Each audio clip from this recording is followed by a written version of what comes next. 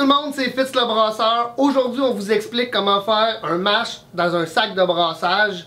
C'est une technique peu coûteuse. Les accessoires qu'on a besoin, c'est un chaudron qui peut accueillir environ 25 à 30 litres. On a besoin du sac ici en nylon pour le brassage. On va avoir besoin de l'éprouvette et du densimètre pour prendre la teneur en alcool.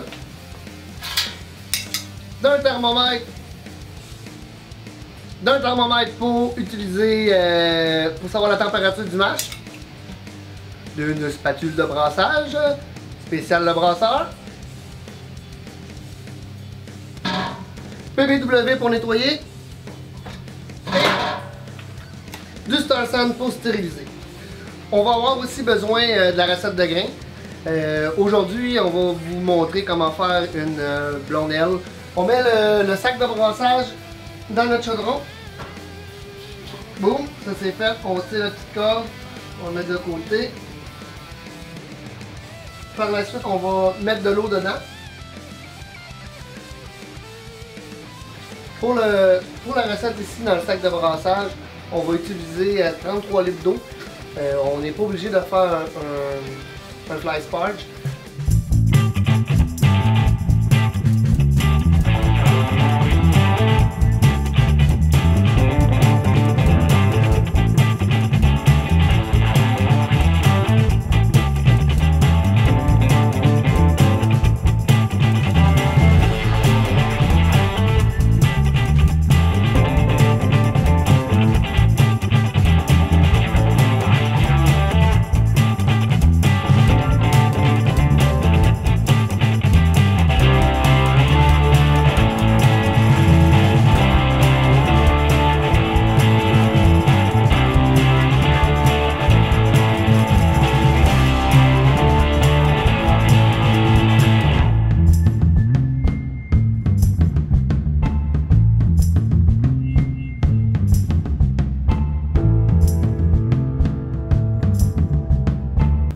On a rempli d'eau. Maintenant, on va mettre le grain dans notre sac, dans notre eau. Puis on va brasser à fur et à mesure pour être sûr que tout se mélange bien.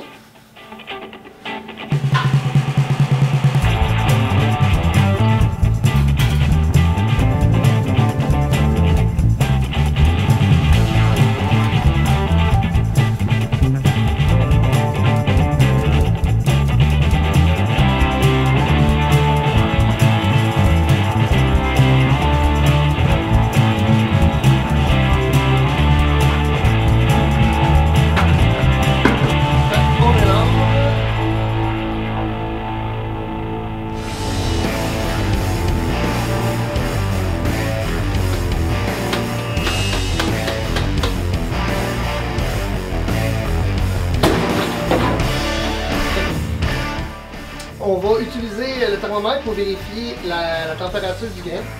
On veut une température de 150 pour la recette qu'on a présentement.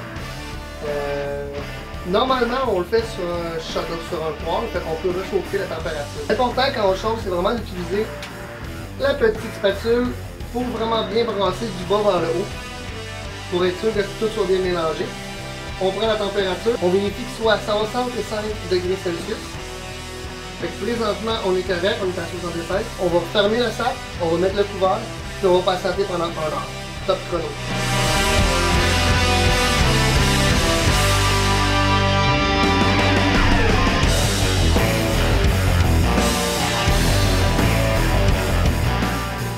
La température de tantôt qu'on a parlé, c'est 65 degrés Celsius.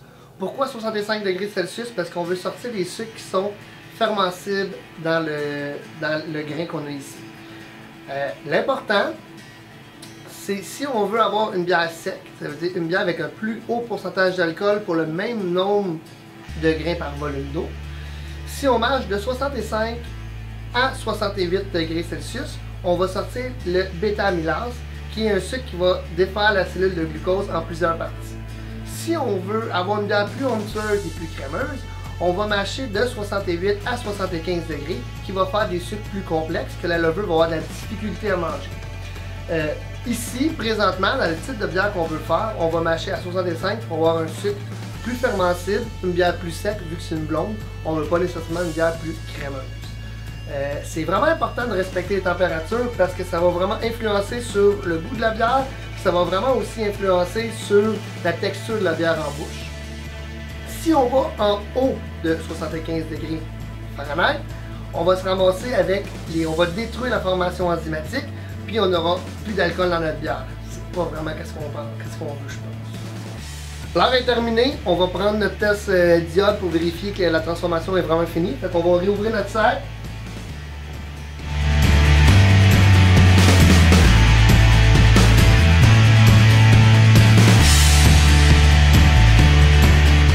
Qu'on trouve dans toutes les super... Et avec la couleur, on va voir si c'est terminé. On va juste brasser une dernière petite shot pour vraiment être sûr que tout est correct.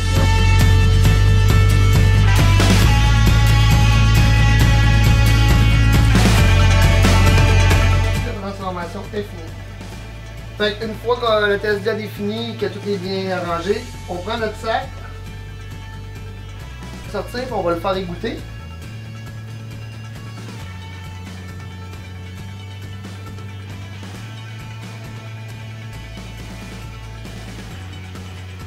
Il faut pas compresser les grains, il faut pas sortir le tanin des écorces. Fait que l'important, ça va être vraiment de le soutirer, de juste presser juste un petit peu pour empêcher pour le plus de liquide possible, mais ne jamais vraiment presser le sac.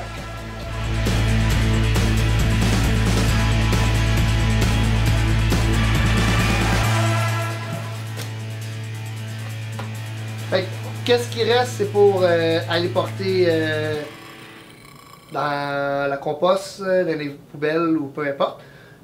Présentement, on va faire l'ébullition. Ici, on va utiliser un élément chauffant à immersion. Par contre, à la maison, ben, on met ça au maximum sur notre rond de poêle, puis ça va être l'idéal.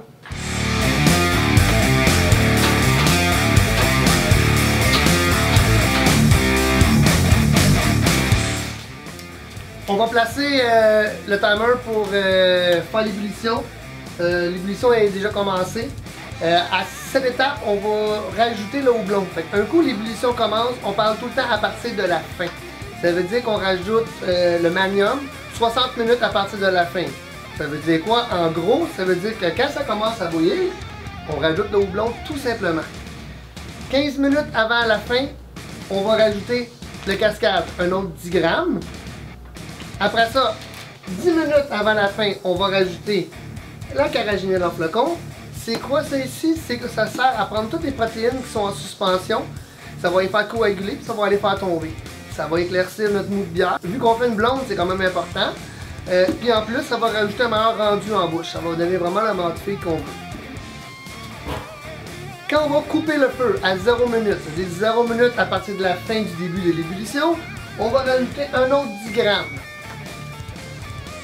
Si vous vous demandez pourquoi j'en mets à 60 minutes, pourquoi j'en mets à 10 minutes, pourquoi j'en mets à 0 minutes, pourquoi je pourrais en mettre à 30 minutes, pourquoi certaines recettes disent de les mettre à froid, c'est super facile. À 60 minutes, ça va donner l'amertume. Sur le côté de la langue qu'on goûte, vraiment, c'est le côté amertume.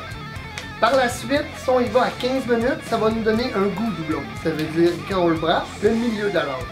Puis si on le met à 0 minutes, à 5 minutes ou en dry up, c'est vraiment les huiles essentielles qu'on va sortir du houblon qui va nous donner une saveur doublon, mais aussi une très bonne senteur doublon. Ça veut dire que quand on va porter notre verre à notre bouche, ça va faire une flaveur. La flaveur, où ça se trouve entre le nez et la gorge.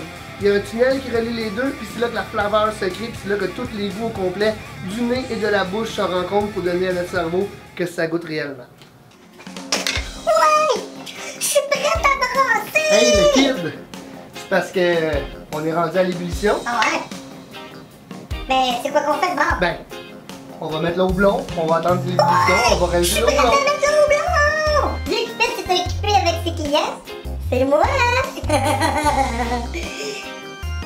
Qui va écumer. Mais je vais l'expliquer comme Fitz me l'a montré, Fitz le brasseur, il m'a tout expliqué ça, puis il va tout vous l'expliquer super bien.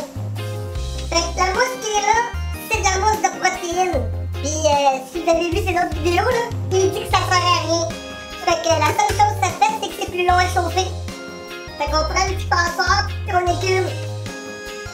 En équipement, on enlève toutes les protéines au complet.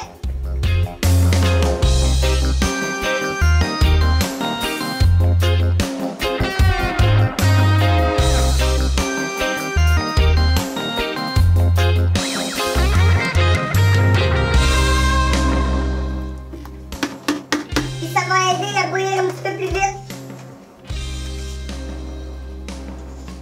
Fait que je pense qu'il va être fier de moi.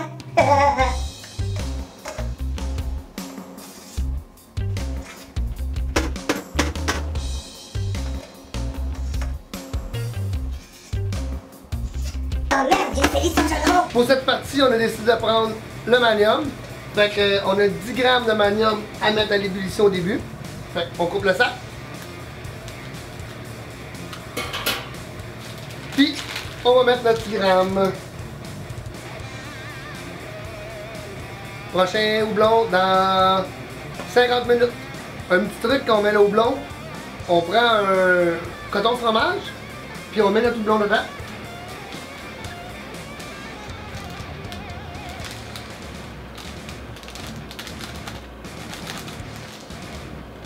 On s'assure que toutes les palettes sont dedans.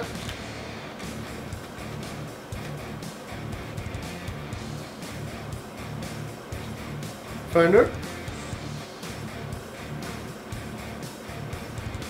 Puis, on le met dedans. Ça empêche vraiment, ça va tout récupérer le houblon. Puis ça empêche vraiment d'avoir des gros dépôts de houblon quand on fait notre bière. C'est plus facile à filtrer par la suite. Fait que vous avez moins de difficultés comme ça.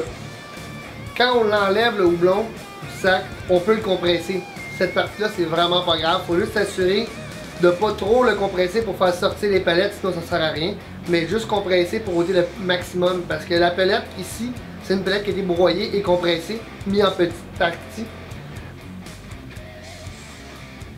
Pour le refroidissement, on a deux choix. Soit qu'on utilise une immersion, c'est un coil soit en cope ou en stainless pour mettre dans notre mou de bière. D'un côté, on va repasser du liquide, de l'eau froide, qui va refroidir le mou. Ou soit qu'on prend notre chaudron puis on l'immerge dans de l'eau froide. On va montrer les deux techniques. Par contre, si vous utilisez un refroidisseur à immersion, c'est vraiment important de le stériliser. Fait 15 minutes avant la fin, on le plonge dans notre mou. Qu'est-ce que ça va faire? C'est que ça va tout le stériliser au complet. Puis comme ça, on est sûr qu'il n'y aura plus aucune bactérie quand on va le sortir. Fait qu'on le laisse aller. Puis les 15 dernières minutes, ben, lui, il va se stériliser.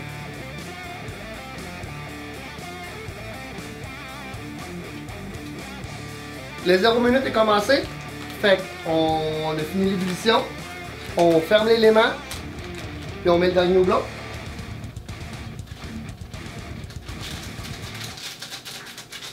Puis on commence à refroidir.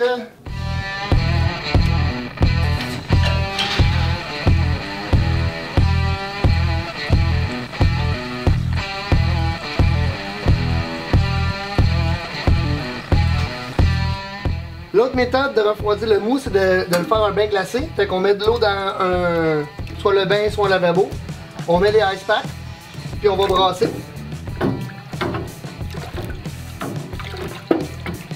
Par la suite, on va mettre le couvert dessus pour être sûr qu'il n'y a pas de bactéries qui viennent. Puis on va attendre. Fait que le thermomètre ici va nous dire à quelle température il faut arrêter. Les deux passoires servent premièrement à récupérer le houblon qui est en suspension. Et deuxièmement, va servir aussi à oxygéner notre mou. Parce que rendu à cette étape-ci, c'est vraiment important de bien oxygéner. Tout est certain que la levure ait assez d'oxygène pour bien fonctionner. C'est la seule partie de la bière qu'on veut vraiment oxygéner.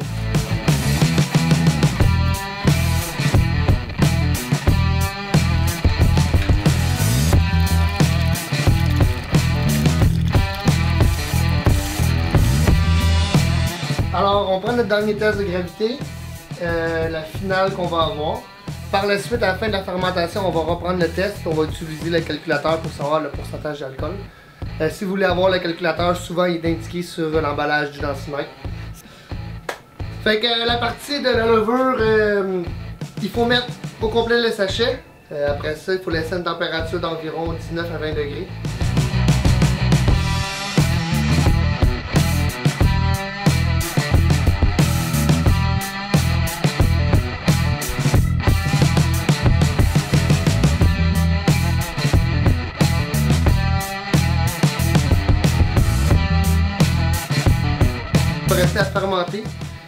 Et après 2 semaines, on va embouteiller. Puis après 2 semaines, ben, on va l'ouvrir puis on va la déguster. Fait que j'espère que la vidéo vous a apprécié. Si vous avez aimé, faites le pouce. Puis n'oubliez pas de nous suivre sur différents réseaux sociaux, Facebook, Instagram, puis YouTube. Fait que...